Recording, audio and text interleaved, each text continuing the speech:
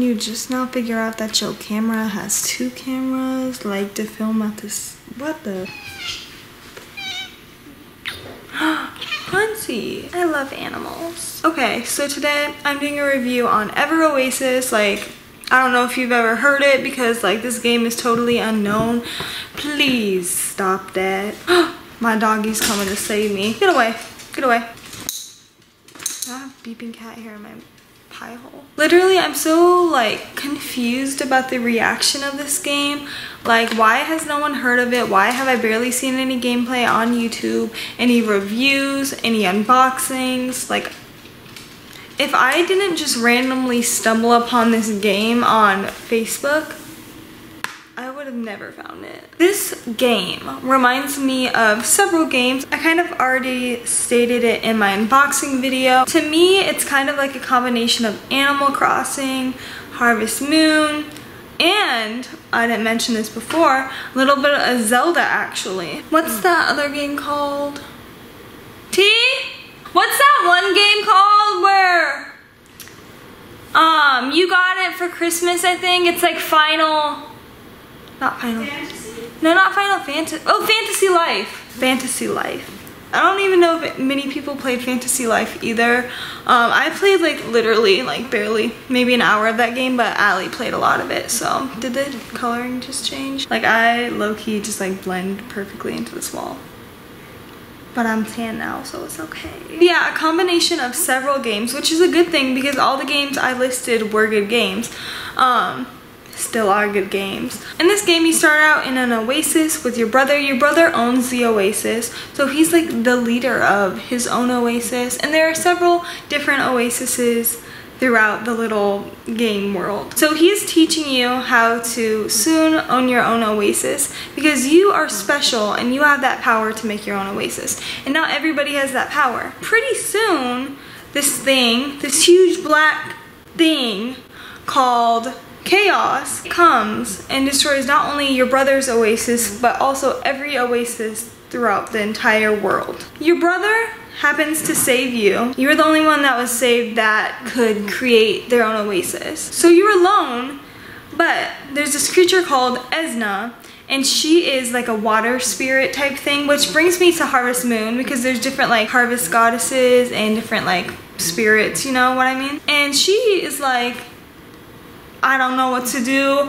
We don't have anything left. I'm just left here. I don't know what I'm gonna do. You find her, and it's just like a match made in heaven. So she helps you create your own oasis, and it starts out pretty small, but it's better than nothing, am I right? Like, you gotta live somewhere. So the purpose of the game is to get as many residents as you can.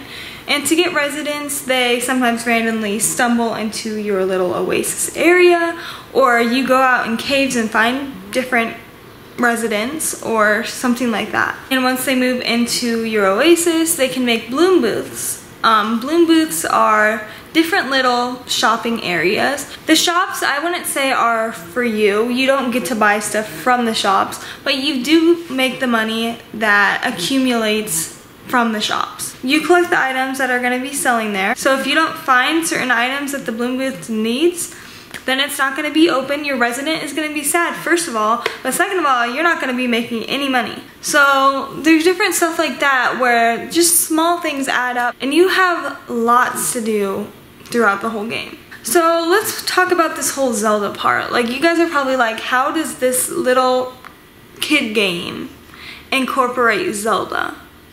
Y'all, this is the best part, the beeping best part. I don't know if you guys know, I've only played like 2 or 3 Zelda games. I played Zelda Spirit Tracks, and I also played Zelda Breath of the Wild. I have not finished either of them. Like, I'm sorry, don't kill me. But in those games, I've had to do a lot of research because it's literally like, those games get so hard. Like, I had to search up what to do. I can't get through the dungeons or whatever they're called. In this game, you have little caves that you have to get through, and you get to use different residents that you have or just your own abilities, and you have to figure out how to get through the whole cave. So one resident has this special ability and the other resident has this special ability, and you have to figure out which ones you should take along with you throughout the caves. Now, this doesn't mean you're gonna pick only 2 to come with you for the whole cave. Like, you're gonna have to go back and forth in between your little oasis and back to the cave because there's so many different things that you have to do in the caves. So this makes the caves like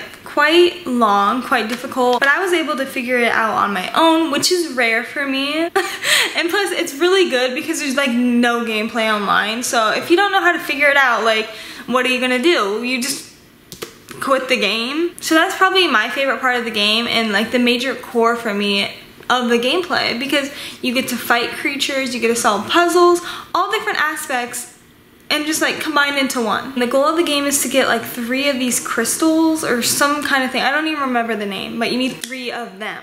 I already have 1, only 1, but like that's already 1/3 of the way through. I'm guessing it must get harder because like that didn't take me very long to get, maybe 10 hours. I really love the game because each of the residents has their own personalities. So like you got one person who's shy, one person who's more outgoing, like all different people. And it's just really cool to see them and how they interact with different characters and your own character, stuff like that. The residents, I don't think buy the items that you sell in your shops. But there's these little penguin type of things called newts. Isn't that a weird name? Like nudes? Like send nudes? No, send newts. Right here's a newt. A nude. A nude. So they like literally just walk around. They're so cute. They just walk around and buy stuff from your bloom booths. And they just help you throughout the time. You can't even talk to them, but I just thought I'd mention it. Throughout the game, you're just trying to defeat Chaos, which is a big black monster type of thing.